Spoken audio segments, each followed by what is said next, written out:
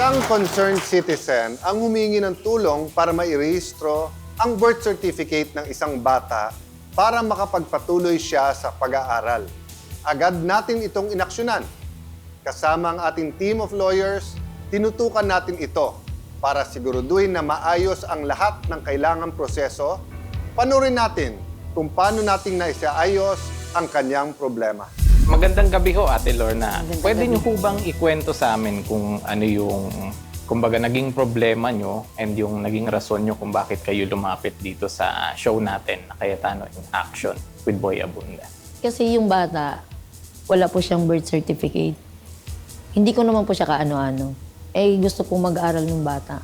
Ngayon po nag-aaral po siya sa grade 1. Hinahanapan na po ako ng teacher ng birth certificate po niya kasi kailangan na po siyang iakyat doon sa ALS pagdating po ng pasukan. Paano ho napunta sa inyong pangangalaga yung bata, si John said?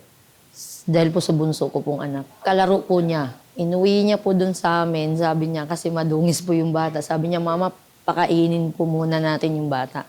Yung kalaro ko, sabi niya gano'n. Di sabi ko, bakit sino ba yan? Sabi niya, kalaro ko po. Sabi ko, ba't hindi mo pinauwi sa kanila para pakainin? Hindi, dito na sila, wala yung mama niya. Pakainin mo na lang. Sabi ko, sige, paliguan mo na lang muna doon bago mo pakainin. Inakyat niya po, binigyan niya ng mga damit. Nung pagkatapos kumain, sabi niya, Mama, pag-aralin mo na lang siya. Sabi ko, bakit? Kasi po, hindi siya nag-aaral, 12 years old na siya. Binubuli po siya ng kalaro namin. So, simula nun ho sa inyo na tumira si Opo. John Cedric. Opo. Pero yung mga magulang po nila ay nasaan po? Alam niyo po ba? kung Nandyan din po. Opo. So magkalapit lang naman po yung Iisa lang po bahay. yung barangay namin, sir. Bakit hinayaan lang po nila na sa inyo na tumira? Siguro po, dahil kulang din ho siguro sila sa pag-iintindi doon sa anak nila. Kaya hinahayaan niya na lang po hanggang ngayon sa akin. Kasi nakapag-aral na po yung bata. Ilang taon na po si John Cedric? 12 na po. 12.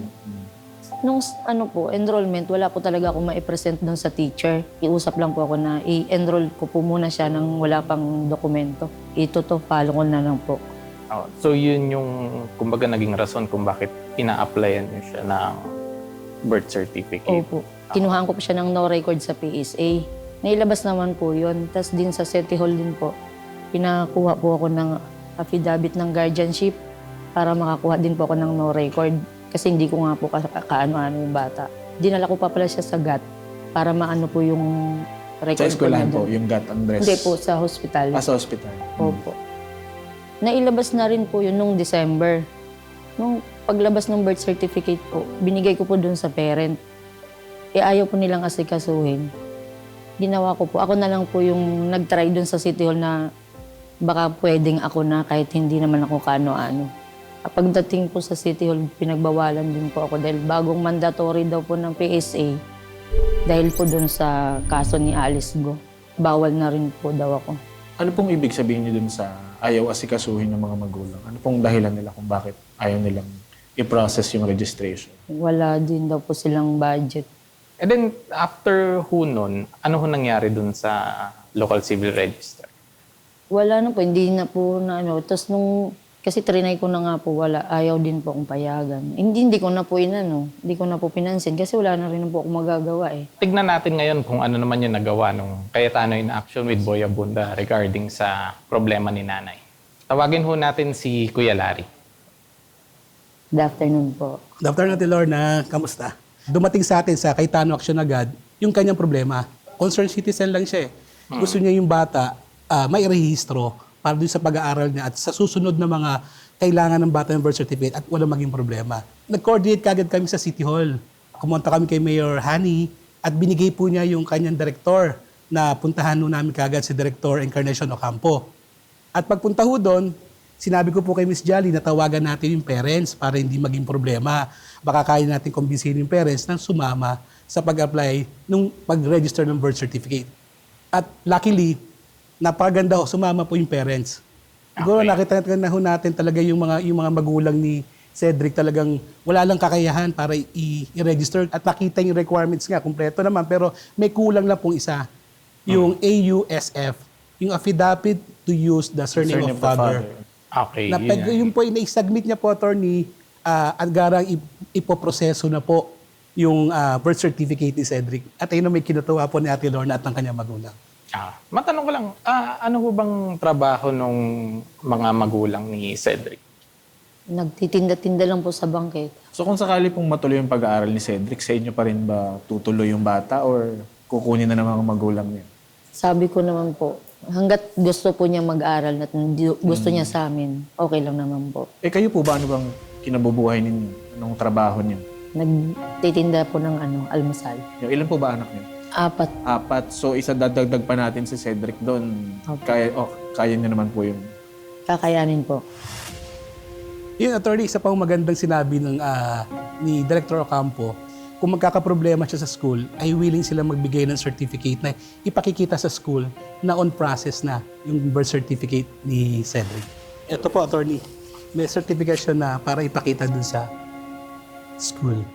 So ito yung provisional certification na if ever magka-problema sa pag-enroll, pwede itong ipakita ni Ate Lorna Opo. sa school. Tama, attorney. Okay.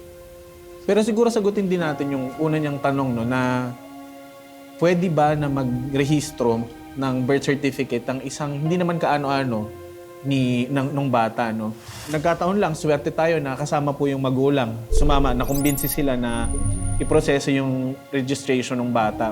Pero ayon din po kay Director Ocampo naman, ng Civil Registrar's Office ng Manila, na kahit naman po actual custodian lang siya, guardian lang siya, at hindi siya kadugo mismo, hindi siya nanay or tatay, magulang, pwede naman po as long as makapag-submit siya ng affidavit na sasabihin niya lang doon kung ano yung sitwasyon ng mga magulang, kung bakit hindi nila kaya maproseso to.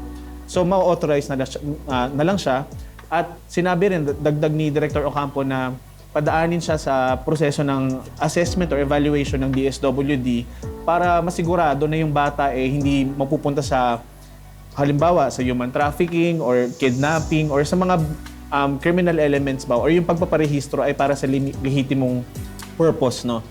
Kung sakali man na hindi sumama yung mga magulang doon sa pagpunta nyo, kahit sa tingin ko naman po, under their rules, pwede naman pa rin po kayo na magproseso niyan kung hindi sumama yung mga magulang. Gusto lang din ho nating pasalamatan si Ate Lorna kasi nga kahit hindi niya naman kaano-ano si Cedric and then kalaro siya ng bata, hindi siya dalawang isip kinuha niya kaagad and inalagaan tapos ngayon, di ba, in-enroll niyo po siya sa school kaya nga tayo napunta dito. Maraming salamat Ate Lorna dahil Thank you napakabuti niyo hong tao. Ay, Dahil salamat po. Meron po ba kayong mensahe para po kay Lalo na po sa CIA with BA. Salamat po. Kung hindi po dahil sa inyo, hindi ma-process yung papel ng bata. Okay na yan, ate. Naiyak si ate. Kasi ang tagal niya ng problema to Halos ng taon mo na inaskaso no?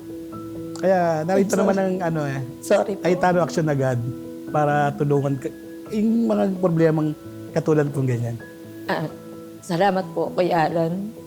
Thank you po kasi malaking tulong po sa akin to at doon sa bata po. Ngayon po magpapatuloy na po siya sa pag-aaral. So mabilisan naman natin siyang natulungan, no, Kuya Larry, sa loob ng 1 linggo. Opo, attorney, sa loob ng linggo. Inano natin, na i-proseso naman agad and siguro yun na lang ihintayin natin yung official release ng PSA dun sa birth certificate na talaga. Sa attorney, to add on, guro, yung sa livelihood niya, nakita namin may existing na karinderya siya. Yun naman ang programa na gusto ni Senator ni Kuya Alan na pag may mga existing ka, na pwede natin kagad tulungan yung mga ganitong para makatulong sa kanya. Bagay, sa inyo, reward sa iyo ni Lord na matulungan ka rin po namin sa livelihood. Sige, salamat po. Thank you. Thank you po sa inyo. Mabilis, konkreto at may malasakit. Yan ang serbisyo natin dito sa Cayetano Aksyon Agad. Isang simpleng dokumento lang ang kailangan ng batang ito. Pero napakalaki ng epekto nito sa kanyang kinabukasan. Sa tulong ng ating team, naitawid natin ang kanyang pangangailangan. At ngayon ay may pag-asa na siyang maipagpatuloy ang kanyang pag-aaral. Magbabalik ang Cayetano in Action with Boy Abunda. Cayetano!